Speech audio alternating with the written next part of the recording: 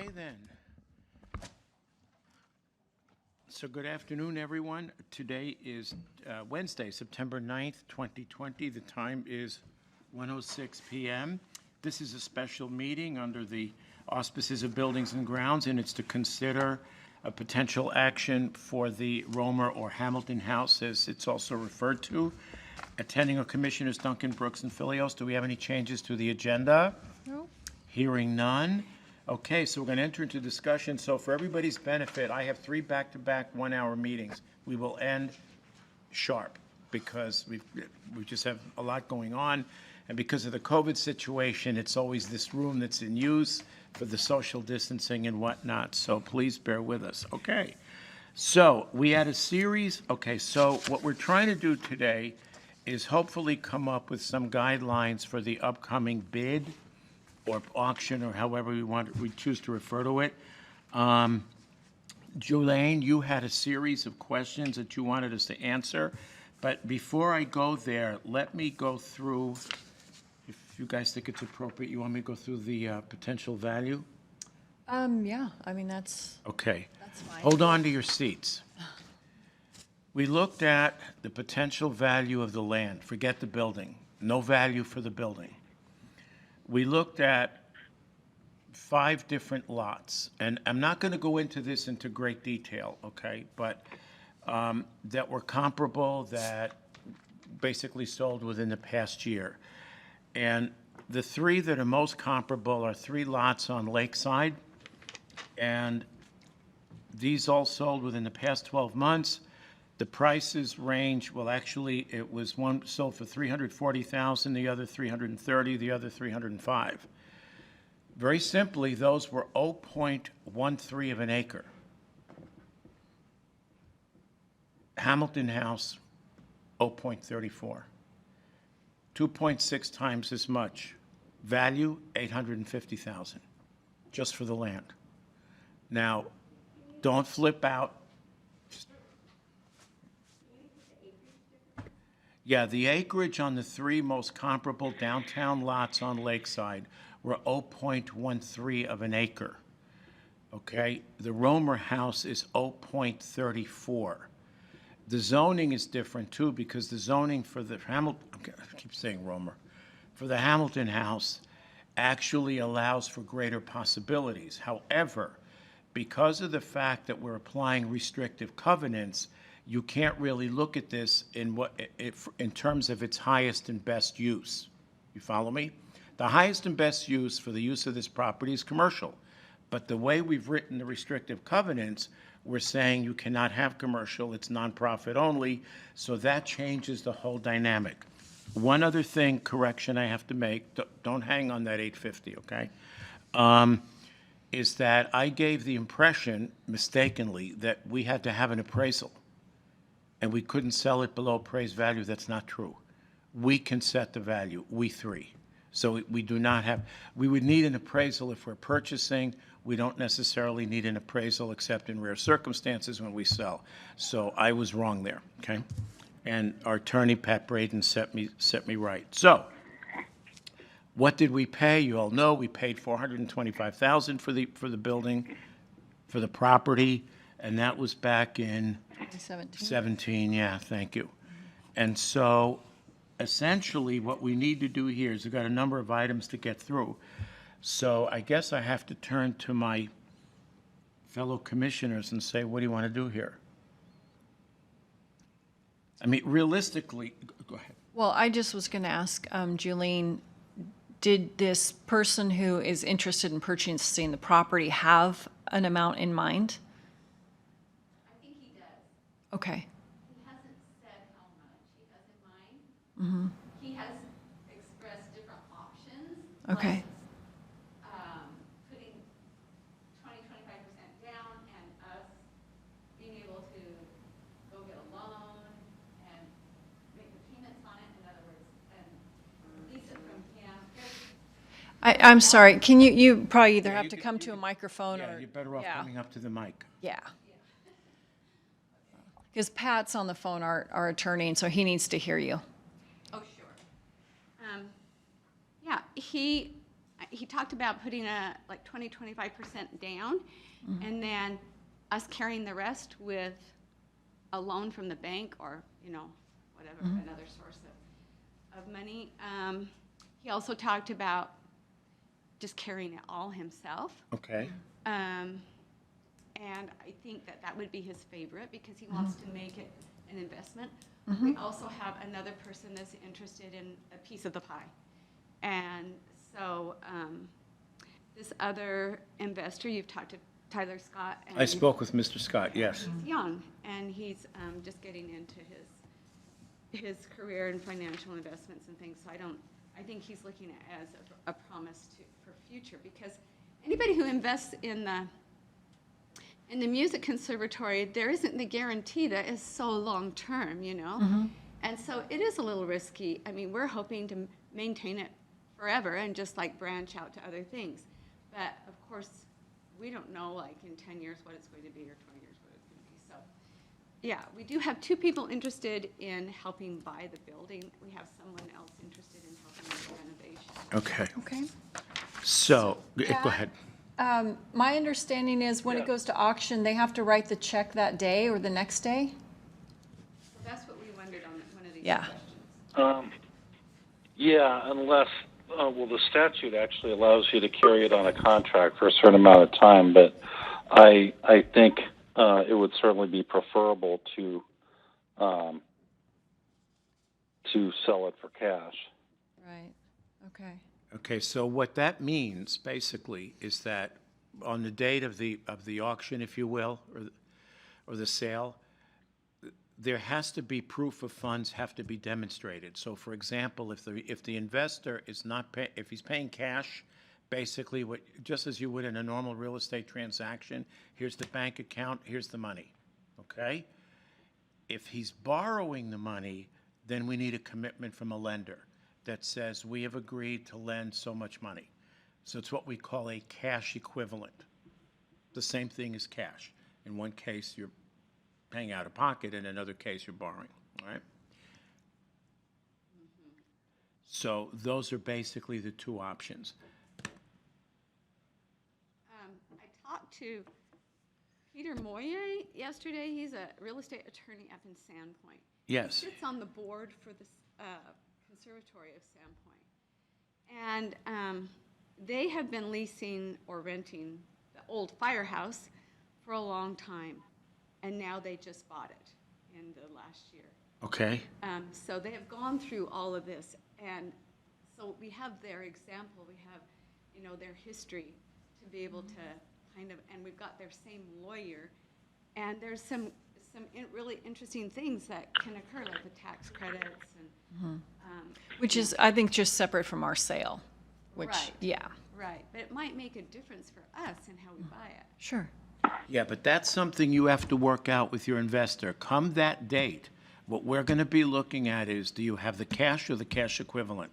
What you do, how you work it out with your investor is entirely up to you. But the cash has to be available. All right, because remember, this is not a lease, it's a sale.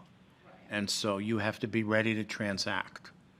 Now, the closing might take another 30 or 45 days. That's beside the point. But Pat, correct me if I'm wrong anywhere here, please. So basically, Sure. Okay, so Julian, you had a series of questions. Go ahead, Leslie, did you want to? Oh, yeah, either, it doesn't matter either Okay. way, but, Yeah, you had asked, actually, these questions are valid. You wanted to know the expected protocol for the public bid. I think we kind of touched on that. well, it's got to be published twice in the paper, and then, okay, You- saw you- it. Okay, all right. And so Pat, when's the second time? Let's see. is it 2 weeks, Pat? The last time has to. That'd be the first one. Well, the statute says not less than 10 calendar days prior to the auction. Okay, So we would probably want to publish, to give them time to get their financing straight. I would say probably 21 days and then 10 days thereabouts. Or you okay, can even give them a little bit longer lead time if you want. Okay, now when you say 21 days, you mean from the first published? Yeah, Well, the first published was on. yeah, it'd be. Yeah, there's only one notice required, and it has to be at least 10 days before the sale, or before 10 days before the deadline for bids. Let's put it Oh, that way. okay. I think Julian is thinking of the newspaper article, which wasn't actually a formal notice. You're thinking of you didn't actually publish it yet, did you, Pat? Oh, No, Oh, okay. I no, didn't no, think you're so. thinking of the article, that's different. Okay, yeah, that's totally different, because I was going to different say, did we agree on deed restrictions yet? Because I think you have to publish those, right? yes, Okay, Okay, but you did notify the public that it was going to be for a public bid. Yes, Homer but House, that's not yeah. the actual publish, because when you go into the it's publishing. a legal notice. It's a legal notice, and it says, it specifies the terms. Mm-hmm. Okay. So the date and time for the public bid, so we need to publish at least 10 calendar days before that actual date and time. So, 10 or 21? well, he's saying that we can do the 21 as well, but legally it has to that's be. the yeah. It has to be at least 10 Yeah, days there's a- prior. What are you Yes. saying, Pat? It's a window of 10 to 21, is that it? That's what I would recommend. Okay. Certainly, no more than 28. Okay, But it has to be published twice. Yes. Is that correct, Pat? It has to be published twice? It only has to be published once. That's right, Okay. he said that The earlier. second Okay. publication is optional. So just for the sake of putting a stake in the ground, let's, for the purpose of this discussion, say that the date is not September 30th, which incidentally is a Wednesday. I'm looking at it on the calendar. so would this be just like our regular bids, as far as it'd be a sealed bid and we'd open it at business meeting? Yes, Okay, So how does you open? and the notice would specify that. yeah, Okay, so what happens is whoever is bidding provides us with a sealed bid. Every Tuesday afternoon at 2 o'clock, we have our business meeting. So what would happen is we open the bids, right, and then make the decision at that point. Okay? You can reject all the bids. Yeah, we can reject them, and that's a good point. We'll have Pat go through that. well, and I think we have also received bids and then given them to legal to Legal for review, yes. Yeah, so we may not, Yeah, that's the other that's our good point. typical procedure, Yeah. So you have. and I would certainly advise we do that in this How can you case. receive bids? No, we haven't received any yet. No, we've received bids on other sales that we do, yes, okay? We Like do this In the from time to past. from time. time to time, we do this. It could be it could be surplus equipment, it could be anything. Or we have these odd lots that we have inherited or over the years that we try to get rid of. And so we get sealed bids, and we open the bids during the meeting, and then typically turn them over to legal for review, okay? so September 29th, I think we're already opening bids for RFQs for the architects. So we do could add wanna- this to that? Okay, so let's go September 29th, which is a Tuesday. So any bids coming in for this have to be here on that day. So you can put them in before, you can. Oh, you can bring them submit them anytime before. anytime. Yes. Absolutely. We won't open them until the 29th Yep.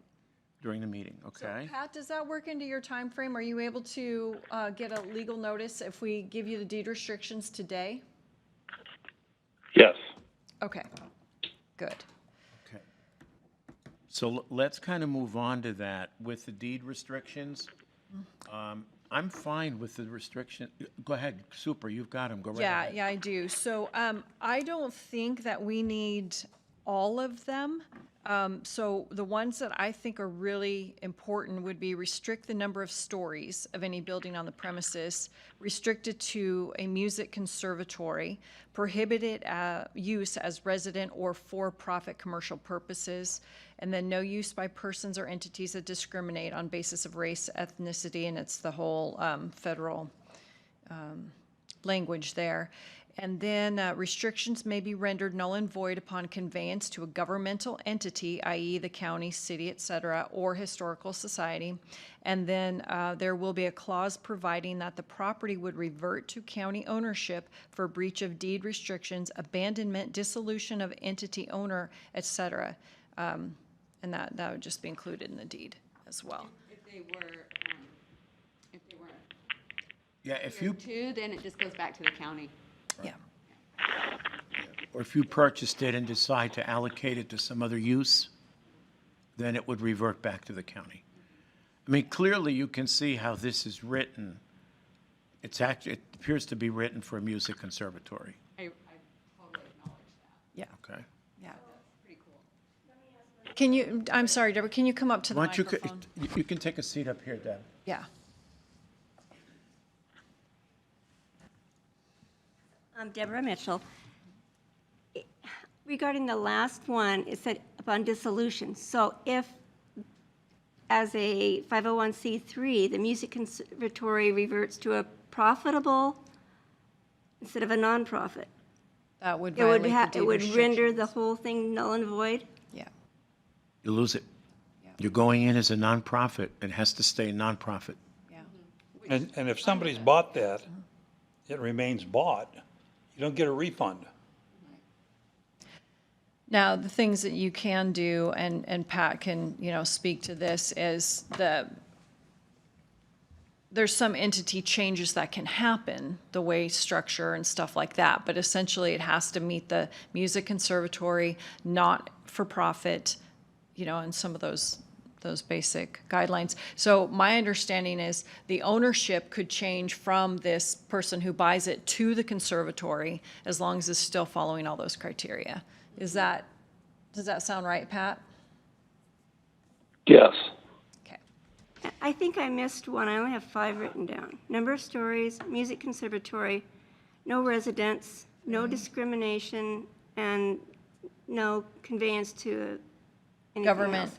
yeah, What's the 6th one I missed? well, it's a clause providing that the property would revert to the county. So I don't know if that's necessarily a restriction, but it's a clause that, Okay, but you said 6, I thought. that's what I was counting. Yeah, it's basically the enforcement mechanism of the restrictions. Yeah, Yeah, that has to be in there in order for us to be able to enforce the restrictions that make up the covenant, is what Pat is saying. and when Pat gets this all written up, then we can release it. And Pat, this will appear, when you publish, this will appear in the publication, in the newspaper, is that correct? Yes. Okay, so it'll be there. So, we can let them know, once I send it over to your staff, we can let them, and they contact the press, we can let them know when it's going to publish, so. Right. And they already know the deadline for the bids, so. Go right ahead. Hi, I'm Walter Burns. And the only question I have with the deed restrictions is, you're saying it must be a music conservatory. Can it be another, if the music conservatory were to, heaven forbid, fail or move somewhere else, can it be used as can it be leased to another nonprofit? So the risk in that is getting more people interested in the property. Yeah. Okay. I understand that, but, from an investor standpoint, I totally get that, and I'm willing to listen to arguments. I mean, if that's something that, the investors really want, then, and the conservatory's fine with that, then I'm willing to. But it has to remain a nonprofit use. yeah, I understand that. And Yeah. Is that a fair statement, Pat? Yes. Okay, so if the conservatory fails and it's converted to another nonprofit use based on the covenants, that is acceptable. Is that a fair statement? That depends on how you phrase that restriction. Leslie suggested it be restricted to a music conservatory, but one of the options I gave for that particular restriction would be public/nonprofit purposes generally. Okay, so, So that would be something you would want to discuss. You know, how narrow you want that restriction to be, or how broad. Would the municipality, City of Coeur d'Alene, be considered a nonprofit? And so no, so we already have that in here. Restrictions already in may there. be rendered null and void upon conveyance to a governmental entity. Okay, So if you that was the sold sixth it. one. that's the Yeah. sixth one. So Okay, if you that's the one sold you were it to a missing. city, if you sold it to the city, then these restrictions would drop off. Yeah. And you also mentioned it could be sold to a historical entity. Yes. How is that described? That's a nonprofit. And it's Idaho Code 31-808. I don't have the code in front of me. Okay. There you go. That was my concern about Yeah. not being able to be sold to the city. Let's say the city wants to make it part of the Museum of North Idaho or a law museum or something else. Right. Something else. to So the benefit. restrictions drop off if the city takes it over. That's an option. That's good. It's an option. Yep. Yes. The restrictions Yes, drop that is off if you correct. sell it to the city. So it would be valid to sell to the city? Correct. Yes, Without that it is reverting to the correct. county? Correct. Okay. Yes. okay. Yes. Now you're going to ask the next question. Can the city then turn around and sell it to a developer? Pat, is the answer no? Well, that would be up to the city at that time, because the restrictions would no longer apply. So the city would be able to do with it anything they're lawfully allowed to do. Is there any way to seal nonprofit status on No, there I forever? mean, The question was, I couldn't hear the question. the question was, is there any way to seal or to guarantee nonprofit status? I'm going to say ad infinitum. Is that? 29 years? Well, the restrictions would run with the land, so yeah, Just with the it land. would, it would apply, at least theoretically forever, unless it was conveyed to a city or, a governmental entity or a historical society. Right. So it sounds like the restrictions would drop off in that case. And so, no, it would not be a nonprofit forever if that were the case. If that were the case, yeah. Okay, should we move on? I think you had a fourth question here, Julaine. Have we had any parties express an interest in the house? I'd say no. I'm not, Other nonprofits come forward. not that I'm aware of. Not that I'm Leslie, aware of. Bill? No. Okay. What percentage do you expect the closing cost to be? It depends on whether it's a cash purchase or you're borrowing. If you're borrowing, typically your closing costs are going to run in the vicinity of approximately 2 to 3% of the borrowed amount. So if It's a cash. yeah, but if it's cash, you don't have a lender involved, but you still have the escrow closing costs and whatnot. You're probably looking at about maybe 1% or 1.5%. Is that about right, Dina? At least. Yeah, go ahead. Don't lenders require an inspection, and would this building not pass any kind of inspection? No. In the case of a conventional loan, they don't necessarily require an inspection. That's up to the buyer and seller. The inspections are required if it's government, VA, FHA, and that's not a consideration here. All right, so we'll be facilitating the sale in the form of, it'll be in one of our business meetings. I will get the sealed bids. I will open all the bids and say who they are from, how much they are for. We will acknowledge the receipt of the bids. Legal will recommendation, these fit, all the criteria, and then the board will make a decision to accept or reject bids. Right. Yeah. And just one other thing, and I think the Music Conservatory people know this, but just for the record, we would be selling this building as is.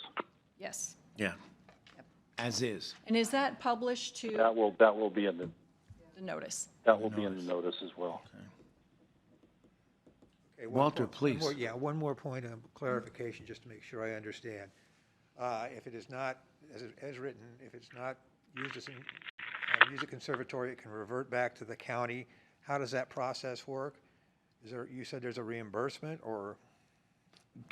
Pat, do you want to respond to that? Well, there would be no reimbursement if it, because if it reverted back to the county, it would be for breach of the one or more of the breach. deed restrictions.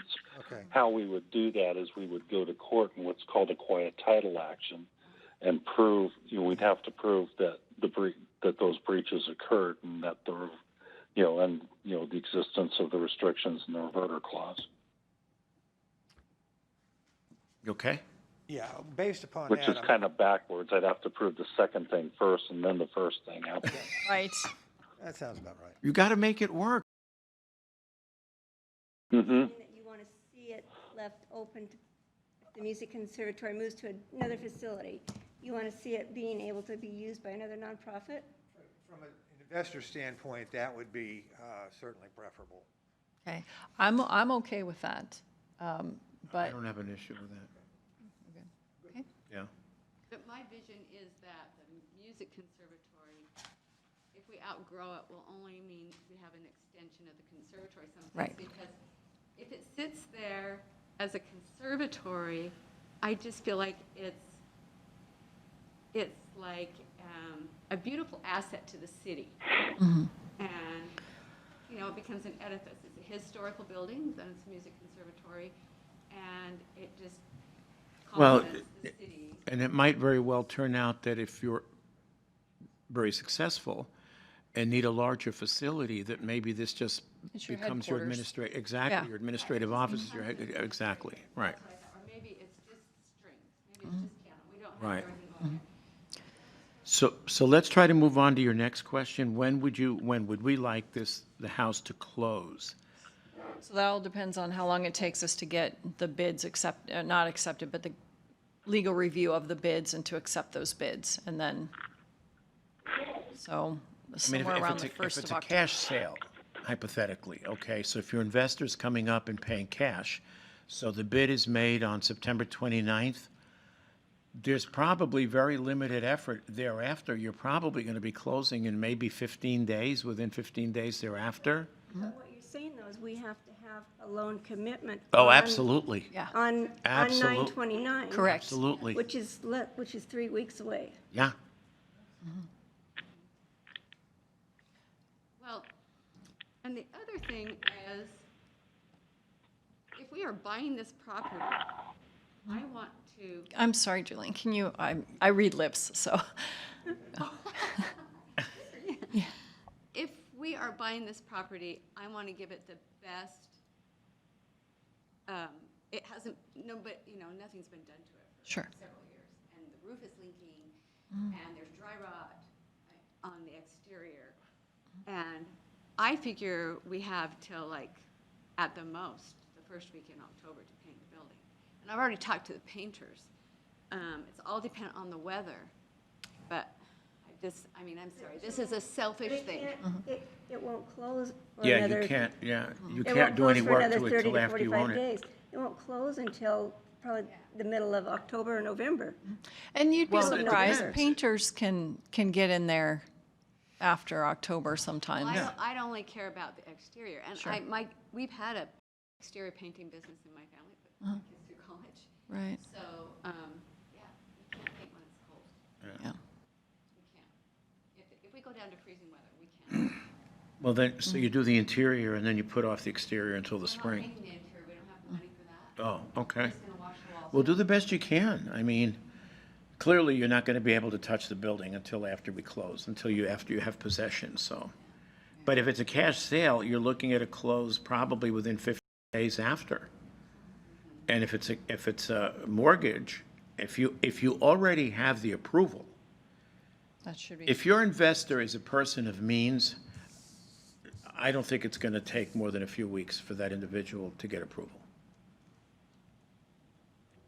Well, that's my concern with it being, that you need a loan commitment on the 28th because Monday is the 28th, right? Yes.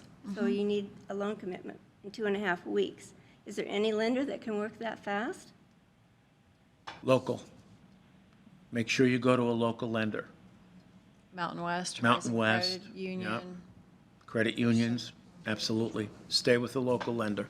What's Absolutely. happened if on the 28th, I mean, the investors are there, they're ready to go, they're frothing at the bit, everything looks good, but the lender hasn't written the confirmation letter yet. Well, that's something you're gonna have to, Let's worry about it when we get there. Okay. Okay? If the lender is in let's take it one step at a time. Let's play it as though you have to have it by then. Okay? And if not, we'll deal with it when we get there. Yep. and then if you do have somebody who can come up with all the money up front, then you just get the loan later to pay them back. So then you And wouldn't can do that need, as well, Just that's that too. correct. yeah, you wouldn't need that lender agreement that soon. So have you said what you're going to put in the paper for minimum bids? We, Actually, And is that a legal requirement? Because we did not acquire the property via tax deed, I don't think. Yeah, certainly you're able to do that anyway within your discretion. I don't want to telegraph to anybody what the minimum is. I mean, that's just folly. so the minimum, that way it just weeds out. Well, we should do that on all our bids then, which we don't. I think this is a special circumstance. No, it isn't. well, when we go through the bidding process on the trustee sales, There's we do minimum have, bids. there are minimum bids on those, that's exactly right, because I've done a couple of them. I think, so what happened? We need to get very close to what we've got into this thing out of it. And with the increasing real estate prices right now, you stand a chance of actually getting what the taxpayers have put into it. And I think to do anything less, Oh, number, and I don't think that covers what we put into it. When you figure all the time of all the staff, of the attorneys, of Sean Riley and everybody else. 70,000? Huh? 70, I figured it.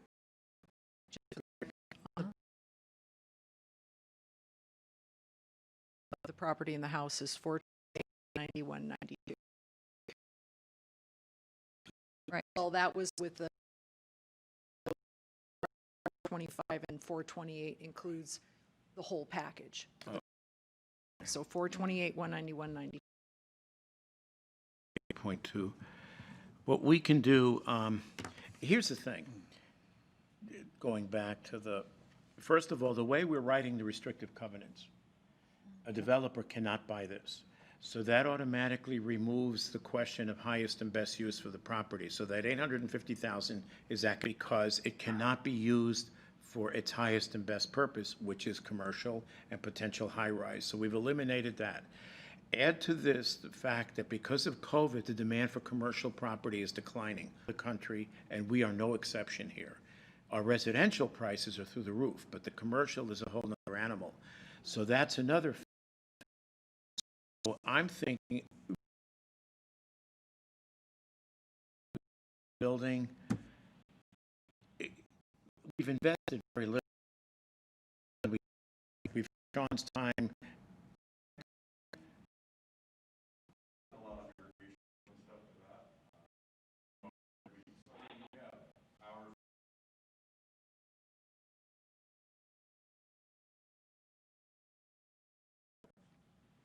Explain to people who are viewing, who might not know what highest and best use. Thank you. When a property is appraised, it's appraised for its highest and best use. Because that's what commands the highest price for the property. So if you have a house in a subdivision, the highest and best use is a house in a subdivision, because that's the way it's zoned. You cannot go put a commercial building in an area that's zoned, residential, let's say 2 units per acre. In this case, the zoning is actually C17, commercial, 17 units per acre. There's your highest and best use. So that would be a developer coming in and saying, I'm putting in 17 units. Actually, it's a fraction of that because it's 0.34, so maybe, I don't know, maybe it's 8 units or something. But because we established, you okay, Pat?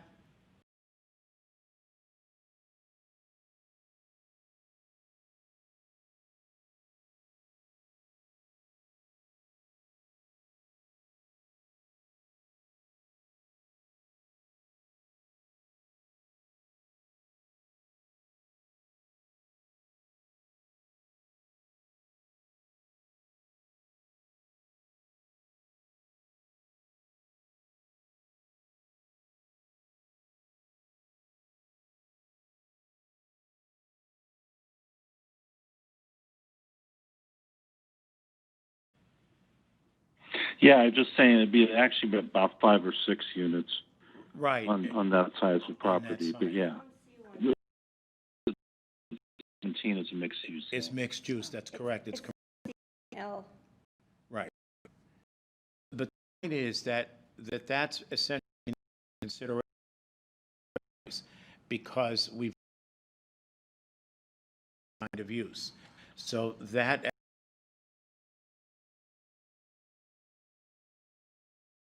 hours.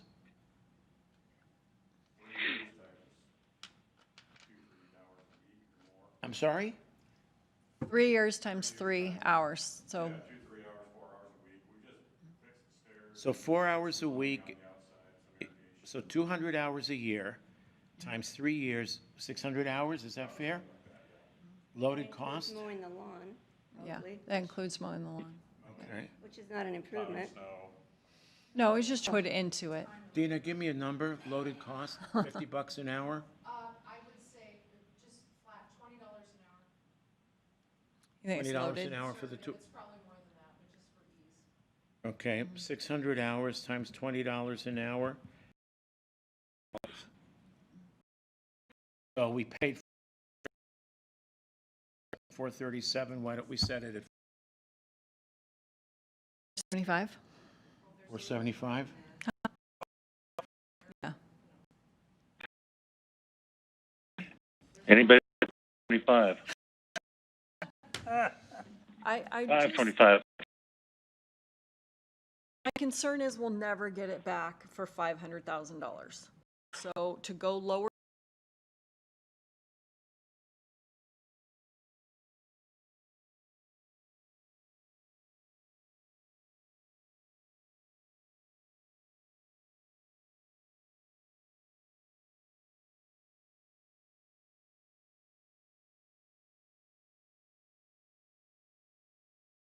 Than that, I'm just concerned going lower than that. Well, and when I spoke with Mr. Tyler, right, and I gave him some numbers, I said, paid, ballpark says to me the land alone is worth at least 500, which it is, so I have 500. Okay. Got the deed.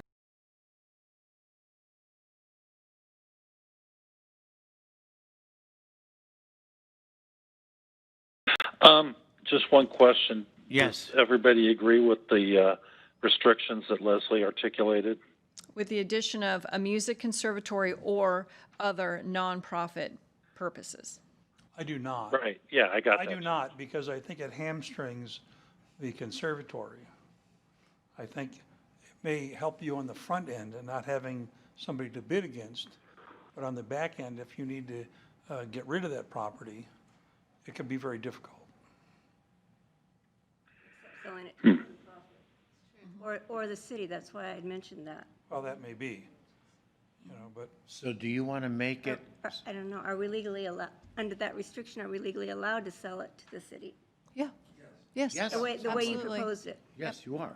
You can sell it to anybody as long as the restrictions are met, but selling to the city nulls the restrictions. Okay, so that's what I wanted to know, if you considered the city a nonprofit. No, the city's a government entity. Governmental entity.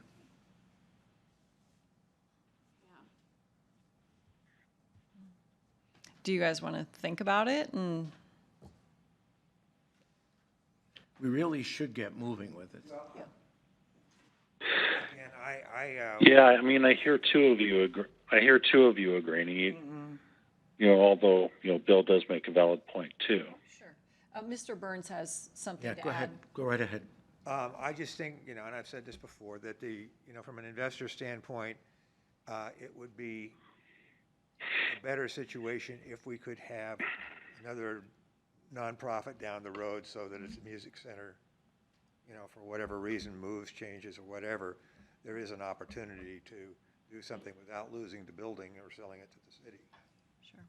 And losing all the money that you've Yes. put down or paid down Right, or whatever. exactly. Right. So that was the change in the One restriction. of the things I did suggest would be a time limitation on the restrictions. I don't know if you're willing, if entertaining that would assuage Bill's concerns or not, but that is a possibility. 20 years? Just however many years you would wish to Yeah, I'd go with 10. All right, do that. yeah, let's go with 10 years. Leslie, okay? 10 years. Okay, so hold on, I just want to make sure that we understand what this means. So in 10 years, the deed restrictions fall off, it can be sold to a developer, and a 4-story apartment complex can go in there. If you agree to the If we 10-year decided to time limitation, that would be the case, yes. Right, so I'm just don't like making it. sure that you understand that. I guess from the investor standpoint, what do you think? Well, from an investor standpoint, obviously, that's going to be more favorable. It takes out some risk. Realistically, I think Walter makes a valid point. If you want to strengthen your case with an investor, you want to present that individual with options. And if you go with a 10 versus a 20-year, then that individual has options after 10 years that could turn around and develop it.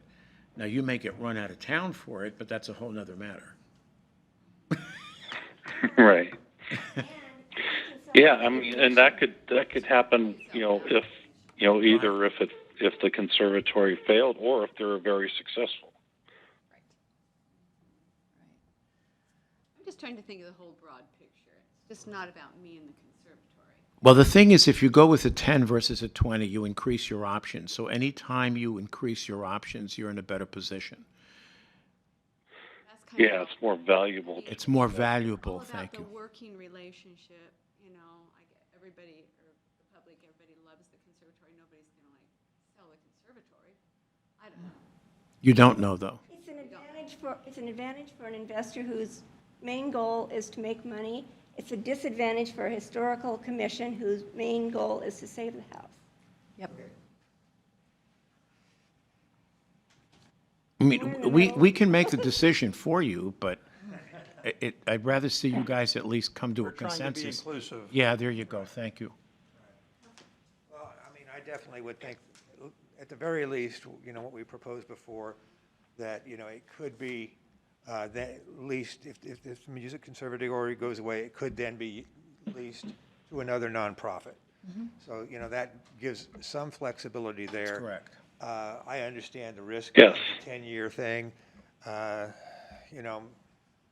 don't know, you put 20 years on it, I don't know. I don't know. I mean, I have no real opinion Yeah, on why that don't you do part of it. that? You want to go 15 then? That's what I was thinking. All right, let's do it. In 15 years. No, you don't like it. What- That's okay, No, go ahead. I made the case, 10 years. Thing is, this place is growing and changing so fast. What But- I wrote down 6 months ago was that this would be the beginning of a performing arts center. That Coeur d'Alene is going to build a performing arts center. We have the crop. Well, and look at it this way, if you don't make a go of it within 10 years, do you want to be strapped for 20? Do it at 10. I know you would prefer not to see it go for any other use or I'm going to be almost potential 80 development. at that time. Ex- It's not about me either, but what Well, I'm yeah. saying is, I'm just saying, everything changes in a short amount of time. Yes, it does. So, I just want you to understand that if you have a developer that buys this for $500,000, and in 10 years, the price triples, it's now $1.5 million, he can say, bye-bye, yeah, and he can do whatever he wants, and you're homeless. yeah. But the thing is, if you're successful, you're not homeless, because you've got 10 years to go to another location.